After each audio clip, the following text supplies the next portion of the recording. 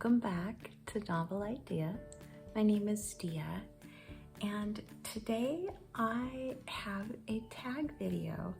I have not been doing very many tags, and mainly just because when I have a minute to sit down to record, I usually am talking about what I've read or what I'm going to be reading or that kind of thing.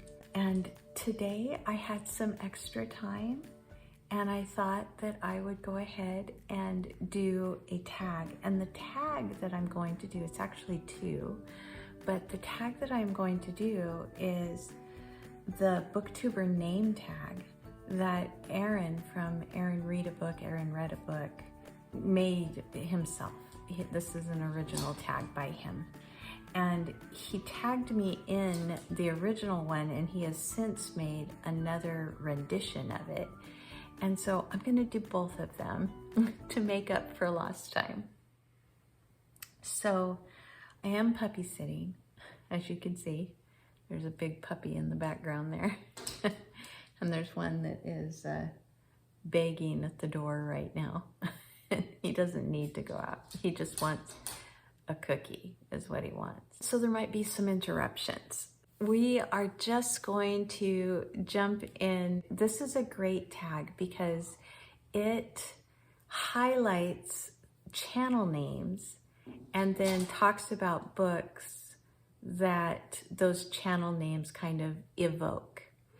And so it's a great way to kind of shout people out as well as talk about books, which is what we love here on BookTube. We love shouting out our friends and we love to talk about books. So you need to go and lay down.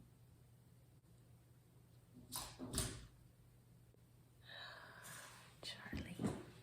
We're going to do the first rendition. So we'll do his original tag, the one that he first posted, and then we'll do the new rendition. The first prompt is books I'm not reading, and this is Kelly, and we all love Kelly. Her phrase at the end of every video is be kind to yourself and be kind to others, and she just evokes that when she is talking to us. It's just, she just has a beautiful soul. So books I'm not reading, a book that's been on your TBR forever. I don't have any books that have been on my TBR forever. I bring books in and either they get read within a year or two, or they go back to a little free library or Goodwill or the used bookstore, something. So I don't have any that have been on there for a really, really long time, but I did look over my library list, and I think the book that has been on there,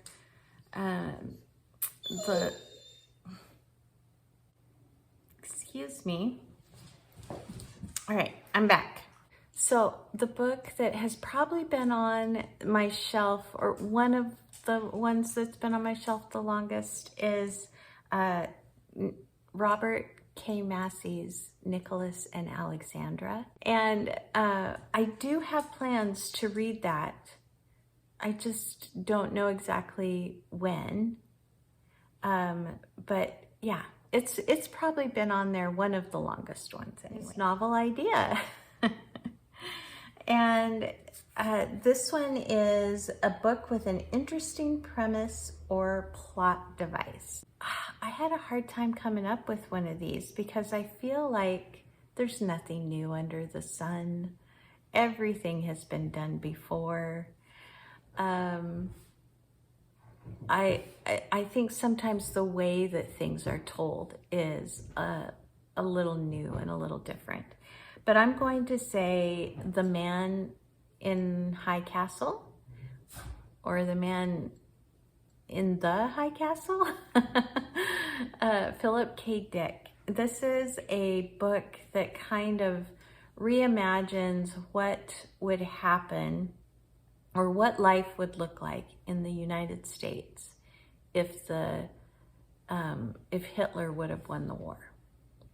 And so there is a pretty major twist in the book, and something that you don't really completely see coming.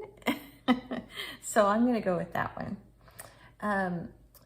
The next one is Revenant Reads, and this is a book where someone has returned from the dead. And I think that there are a lot of these that I could have come up with. I said Matthew the Apostle, or the Apostle Luke, or John the Beloved. The Bible, basically. There are so many books in the Bible where someone is raised from the dead. So I'm going to go with Ollie.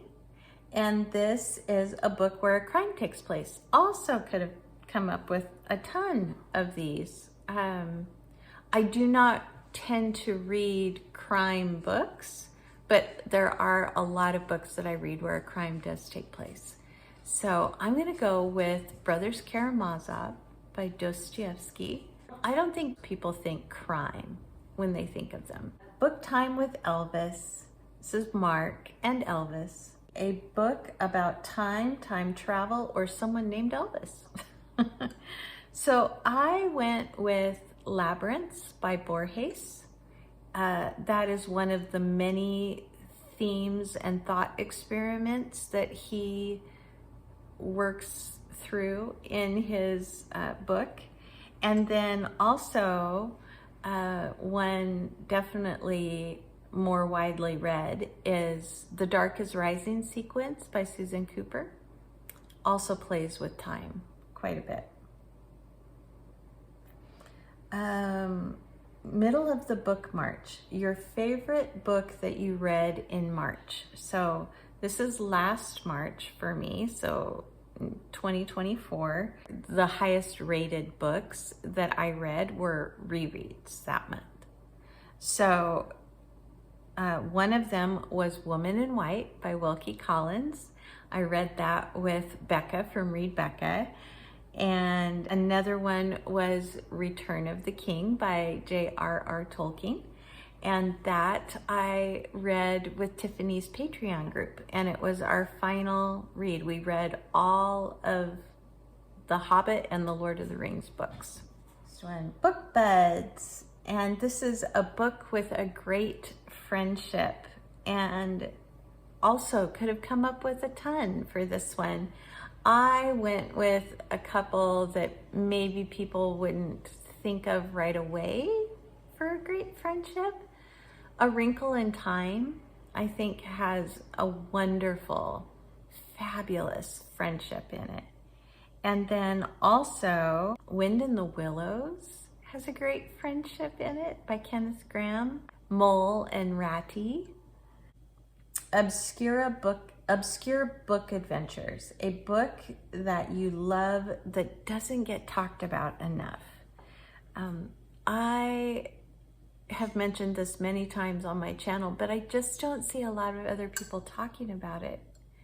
And so I'm going to say This Is Happiness by Niall Williams. And it's a book set in Ireland. It is kind of a coming of age, but kind of not. I don't really know how to describe it. It's quiet, it's gentle, it is kind of it's almost like the coming of age of a town as well. And it's a book about forgiveness and reconciliation and friendship and family and just all kinds of things. And it's just beautiful. And I wish more people would read it. Savage Reads, which is Hannah. And this is a book with a monster or beast or a human acting monstrous or beastly. I am going to go with A Monster Calls by Patrick Ness. And it's a book about grief, and it's really beautiful story. Really hard story.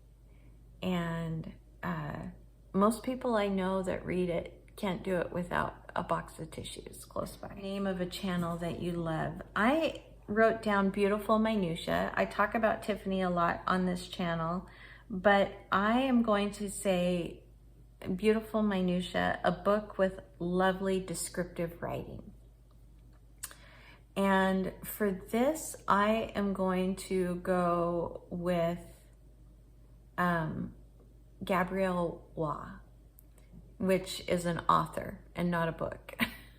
But her writing is amazing. So let's, instead of a book, let's say an author with lovely descriptive writing. Gabrielle Waugh has this way of making the everyday important, and or at least making it feel important, and little details about characters and place that just make you feel like you're right there in the story. So I'm just going to say Gabrielle Waugh for this. That's the first one. Let's move to the second iteration of it. So the next one begins with Mari Andrea's channel, which is Books and Bookadillos. And this is a book which features or is about food. And for this, I put Redwall. Any of the Redwall books, except for Mossflower. I don't think Mossflower really has very many. No, I don't think Mossflower really has any feasts in it. But Redwall and all of the books that follow are filled to the brim with just the most fabulous feasts, and all of the food is described. When Brian Jakes was young and was going through the war in England and was, rationed, foods were rationed and foods were scarce. And he said that he used to read books that would say that they sat down to eat, but they wouldn't tell him what they were eating. And so every single one of his books, he makes sure to tell you what they're eating and what is wonderful about it. So yeah, that's my answer for that. And then the next one is genre books. And it's a book you like in a genre you don't usually read. So for this, I'm going to go with number 1, historical fiction, and number 2, kind of suspense thriller, sort of. So it's one book, but it's both of those things. And that is The Historian. And I believe it's Kostova is the author. I will make sure to put pictures up for all of these. The Historian is kind of a fictional historical account of where the legend of Dracula might have sprung from.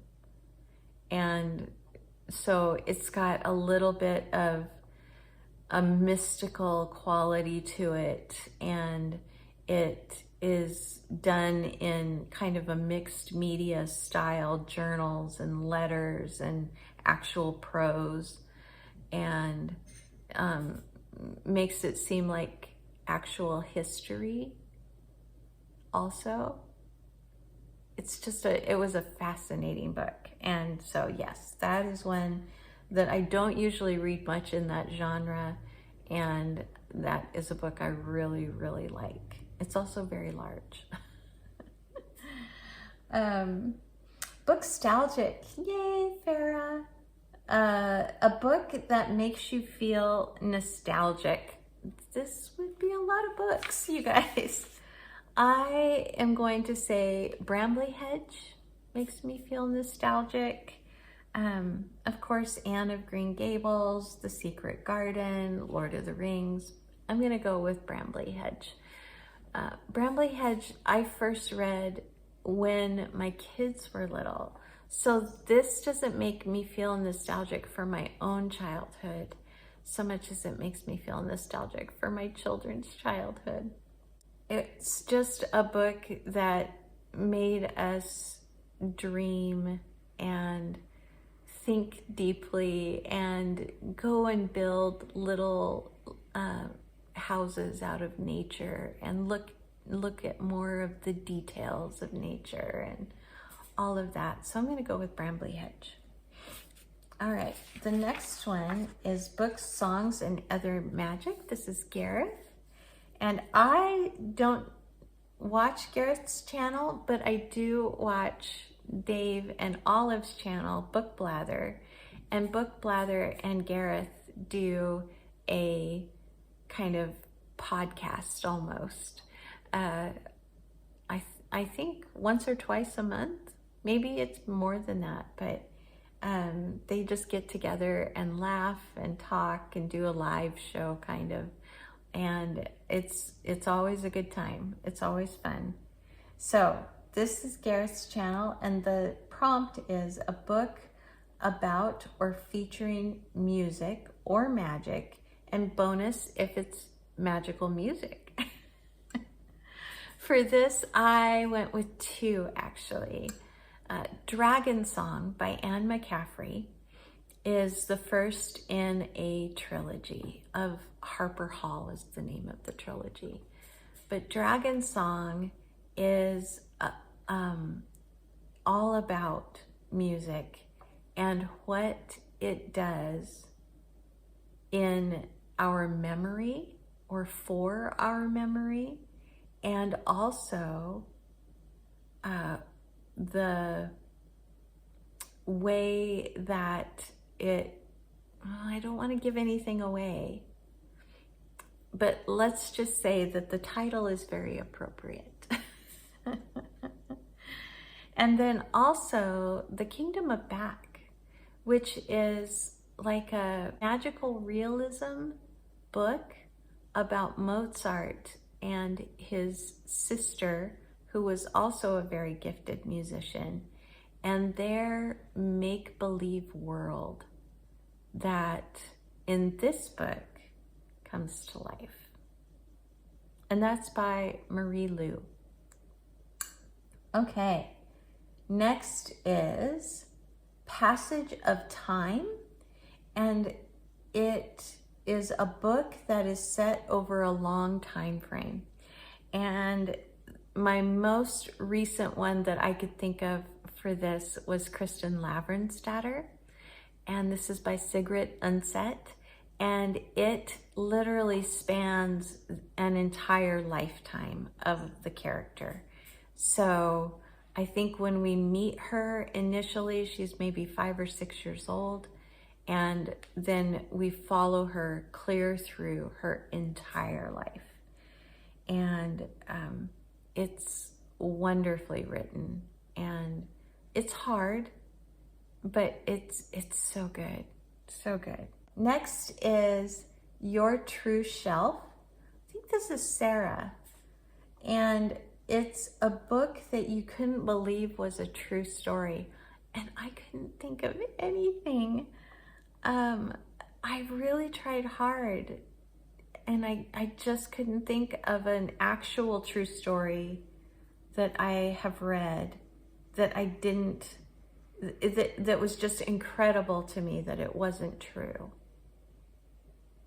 And I can't think of anything. So sorry about that, but Sarah has a wonderful channel. You should go watch her. And then Spread Book Joy. This is Jack, and this is a joyous book that makes you happy.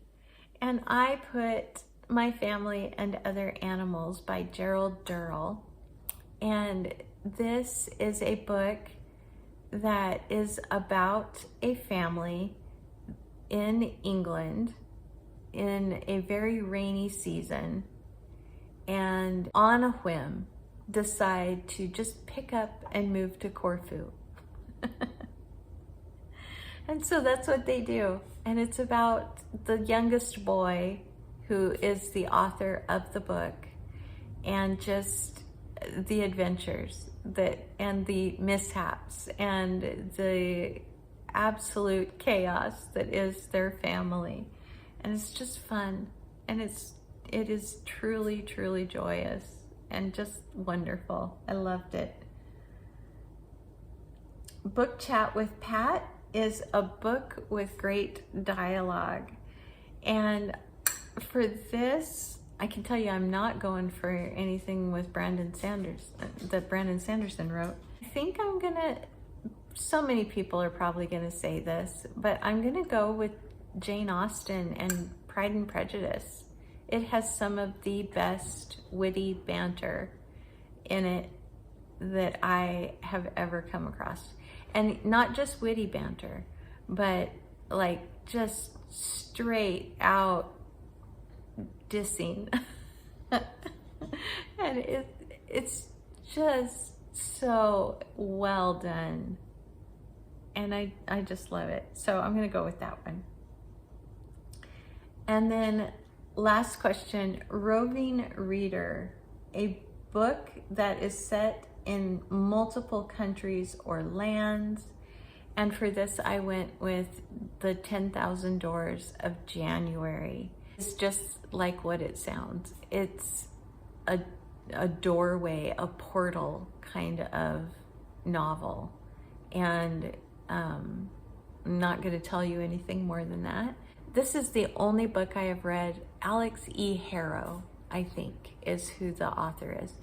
And this is the only book by this author that I like, that I have read. And I've read several. But this one I do like, and it has a very different kind of journey to other lands. So I'll go with that one. And then lastly, it says a book that matches your own channel name or a channel that you love. And because I mentioned Dave and Olive earlier, I'm going to put them on here, Book Blather. And it's, let's see. So a book that you want to gush about, or a book that makes you want to gush about it. And for that, for me, that would have to be Dune. I have literally read Dune 30 or more times. I just absolutely love it. And so I can't not talk about it when science fiction comes up. I can't not talk about it when we're talking about you know, a book with great politics and the family dynamic and loyalty and what honor is, and a book that really elevates women. I just really love it. So I want to gush about Dune all the time. So that is everything. Erin, thank you so much for making these tags and for tagging me in them. I just tickled me so much to know that my channel name became a prompt in a tag. And so that's just so sweet. I love it. So anyway, if you have